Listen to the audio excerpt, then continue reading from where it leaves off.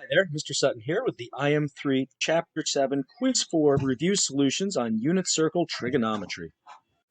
For this problem, we're trying to convert from degrees to radians. To do that, we need to multiply by pi over 180. And so now we basically just have to reduce 480 over 180 as a fraction and then stick pi on the top. So these are both divisible by 60. I can reduce this to 8 over 3, so 8 pi over 3 radians. On this problem, we're trying to convert this from radians to degrees. To do that, we multiply by 180 degrees over pi radians.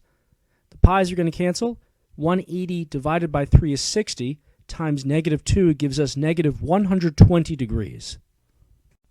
To find the reference angle for 330, we're basically asking how far are we from the closest x-axis angle.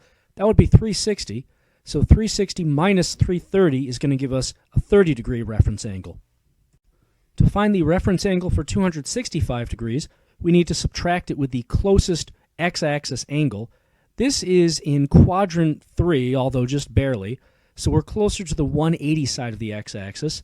So we're going to do 180 subtracted from 265, and that's going to give us 85 degrees.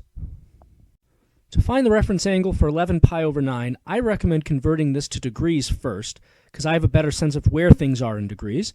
So multiplying by 180 over pi, we've got 180 divided by 9 is 20, times 11 is 220 degrees. And this now, that's in quadrant 3, so we're closer to the 180 side of the x-axis. So 220 minus 180 gives us a distance to the x-axis of 40 degrees. To get the reference angle on 700, it would be nice if we knew where this was on the first 360 degrees of the unit circle. So let's subtract 360 to get a coterminal angle that's under 360. So this will give us 340 degrees. Since that's in the fourth quadrant, we're closer to the 360 side of the x-axis. So the distance from here to the x-axis will be 360 minus 340, or 20 degrees. To find the reference angle for negative 4 pi over 3, I'm first going to convert this into degrees. 180 divided by 3 is 60, times 4 is 240, so negative 240 degrees. And I'm not really sure which quadrant this is in, so I'm going to add 360 to get a positive angle. Adding 360 gives us 120 degrees, which I know is in the second quadrant. Since we are closer to the 180 side of the x-axis, to get our reference angle, our distance to the x-axis, we do 180 minus 120. And that gives us a distance of 60 degrees. To find the reference angle for 42, we have to figure out how far 42 is from the x-axis. Now, since 42 is already between 0 and 90, it's already a reference angle.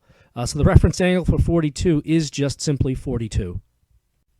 For this problem, we're trying to find cosine and sine for all the quadrantal angles. So here's a table of those angles.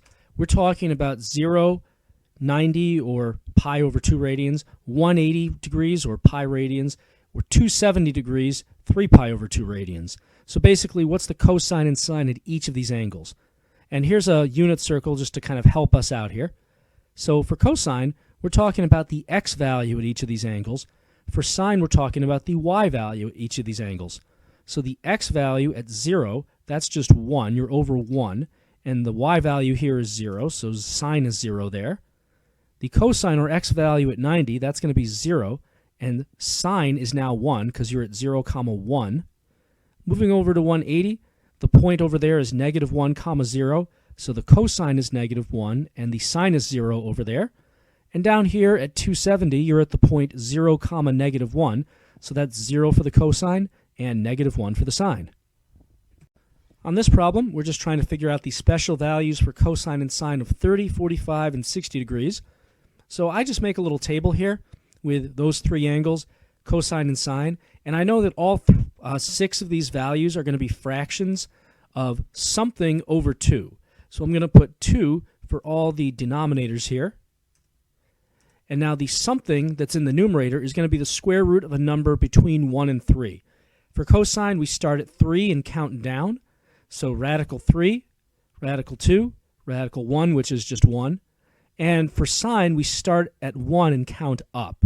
So cos down, sine up.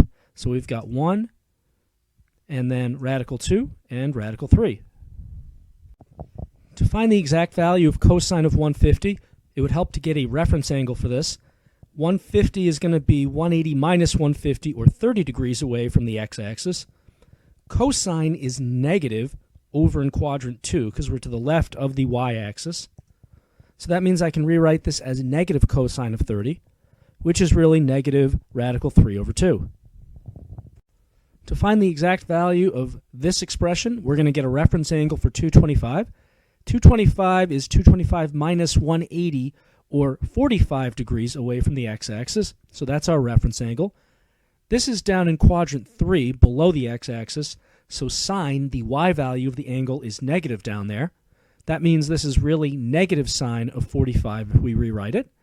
And then since sine is radical 2 over 2 for 45, this is going to be negative root 2 over 2. To figure out cosine of 11 pi over 3, I'm first going to convert this into degrees. So this is going to be 180 divided by 3 is 60, times 11 is 660 degrees. And I have no idea where that is on the unit circle, so I'm going to subtract 360 to get it a little closer to what I'm looking for. 660 minus 360 is 300, and I know where that is. That's in the fourth quadrant. So to find cosine of 300, let me find the reference angle. That's going to be 360 minus 300, or 60 degrees we are away from the x-axis. And cosine is positive in quadrant 4 because the x values are positive to the right of the y-axis. So this is positive cosine then of 60 degrees, which is going to be just positive 1/2. To get sine of negative 4 pi over 3, let me first convert this into degrees. 180 over 3 is 60, times negative 4 is negative 240. And then to get a reference angle, well, before I even do that, I'm going to add 360 so I know where I am on the unit circle. That gives us a positive angle, coterminal angle of 120 degrees. That's in quadrant 2. My reference angle is going to be 180 minus 120, or 60 degrees. Now in quadrant 2, sine the y values, those are going to be positive because we're above the x-axis. So this is going to be positive sine of 60, which is going to be positive root 3 over 2. For this problem, we're just going to list out the other trig functions and how they relate to the original two of cosine and sine. So we'll start with tangent, which is kind of an original, but not quite. This is really sine over cosine of theta. And then we have secant, that is the reciprocal of cosine, or 1 over cosine of theta. Next we have cosecant, the reciprocal of sine, 1 over sine of theta. And then we have cotan of theta, which we could write as 1 over tan of theta, or alternatively, we just take the reciprocal of what tan is and write cosine over sine. To find the exact value of cotan of 3 pi over 4, let's first convert this to degrees. 180 divided by 4 is 45, times 3 is 135 degrees. Let me get a reference angle now. We are in quadrant 2, so we're closer to the 180 side. So 180 minus 135 gives us a reference angle of 45 degrees.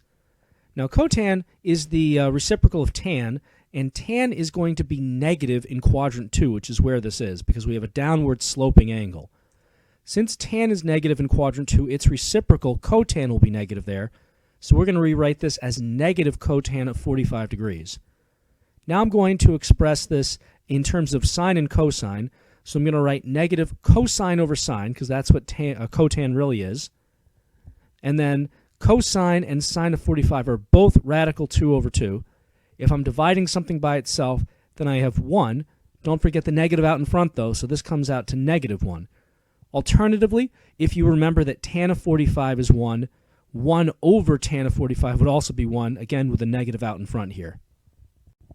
To find the exact value of the secant of 330, we'll start with a reference angle of 360 minus 330, or 30 degrees from the x-axis. And now secant, that's really just the reciprocal of cosine, which is positive in quadrant 4 because we're to the right of the y-axis with x values. Since cosine's positive in quadrant 4, we can rewrite this expression as positive secant of 30 degrees. And now I'm just going to rewrite this in terms of cosine. So this will be 1 over cosine of 30 degrees. Cosine of 30 is root 3 over 2. 1 over that, using same change flip, is going to be 2 over radical 3. But we have to simplify the radical, so this will be 2 radical 3 over 3 if we multiply the top and the bottom by root 3. To find cosecant of 5 pi over 4, let me first convert this into degrees. 180 over 4 is 45. 5 times that is 225 degrees. And now for my reference angle that I'm going to need here, we need 225 minus 180, which is 45 degrees. Now cosecant, that's really the reciprocal of sine, and sine, the y value of the angle, that's going to be negative down in quadrant 3, where 225 is, because we're below the x-axis. So since sine is negative down in quadrant 3, we rewrite this as negative cosecant of 45. And this is really then negative 1 over sine of 45. Sine of 45 is root 2 over 2. Flipping that, because we're doing the reciprocal, this is going to be negative 2 over root 2. Then we have to multiply by root 2 on the top and the bottom to simplify the radical. So that's 2 root 2 over 2. The 2's cancel, leaving us with just negative root 2 here. And that's our final simplified exact answer. To figure out the tan of pi over 2, you could optionally convert this to degrees. So this is really tan of 90. And then rewrite tan in terms of sine and cosine. So this is sine of 90 over cosine of 90. Sine of 90 is 1. We're at the top of the unit circle for y values. Cosine of 90 is 0 for x values. So we have 1 over 0, which is undefined.